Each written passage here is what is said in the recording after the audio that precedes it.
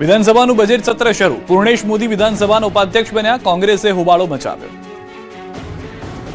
ગુજરાત વિધાનસભાના બજેટ સત્રનો હંગામેદાર પ્રારંભ થયો છે. બજેટ સત્રના પ્રથમ દિવસે જ રાજકીય તણાવ સ્પષ્ટ જોવા મળ્યો.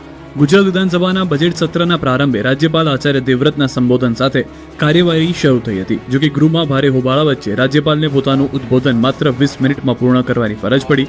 રાજ્યપાલના ભાષણ દરમિયાન કોંગ્રેસના ધારાસભ્યોએ સૂત્રોચ્ચાર કરી ગૃહ ગજવી દીધું હતું. રાજ્યપાલના ભાષણ દરમિયાન કોંગ્રેસના સભ્યોએ ખેડૂતોના દેવા માફી, સરકારી વિભાગોમાં આઉટસોર્સિંગ પ્રથા બંધ કરી કાયમી ભરતી કરવા જેવી માંગણી ઉઠાવી હતી. વિપક્ષના ધારાસભ્યો સરકાર પર સામાન્ય જનતા અને ખેડૂતોના પ્રશ્નો પ્રત્યે ઉદાસીનતા દાખવવાનો આક્ષેપ કરતા હતા. ગૃહમાં સૂત્રોચ્ચાર અને ટિપ્પણીઓ વચ્ચે વાતાવરણ તંગ બન્યું. રાજ્યપાલના સંબોધન બાદ શોકદર્શક ઉલ્લેખ કરવામાં આવ્યો અને ત્યારબાદ વિધાનસભાના ઉપાધ્યક્ષ પદ માટે ચૂંટણી પ્રક્રિયા હાથ ધરાઈ. લાંબા સમય બાદ ઉપાધ્યક્ષ પદ માટે ચૂંટણી યોજાતા રાજકીય ગરમાવો વધુ વધ્યો હતો.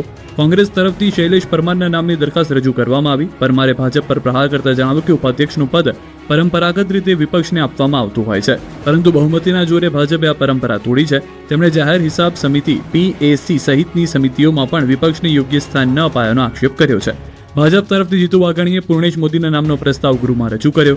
અધ્યક્ષ દ્વારા દરખાસ્તને ધ્વનિમત માટે મૂકવામાં આવ્યો, જેમાં પૂર્ણેશ મોદીના સમર્થનમાં બહુમતી મળતા તેમને વિધાનસભા ઉપાધ્યક્ષ પદે વરણી કરવામાં આવ્યા.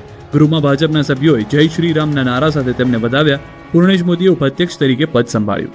આ તરફ આમ આદમી પાર્ટીએ ચૂંટણી પ્રક્રિયામાંથી અલિપ્ત રહેવાનો નિર્ણય લીધો. આપના નેતા ચેતર વસાવાએ જણાવ્યું કે પરિણામ સ્પષ્ટ હોવાથી પક્ષ મતદાનમાં ભાગ નહીં લે. આ રીતે બજેટ સત્રના પ્રથમ દિવસે રાજ્યપાલના ટૂંકાવેલા ઉદ્બોધન, વિપક્ષના હોબાળા અને ઉપાધ્યક્ષ પદની ચૂંટણીને લઈને ગૃહમાં રાજકીય ચડાવ ઉતાર જોવા મળ્યો.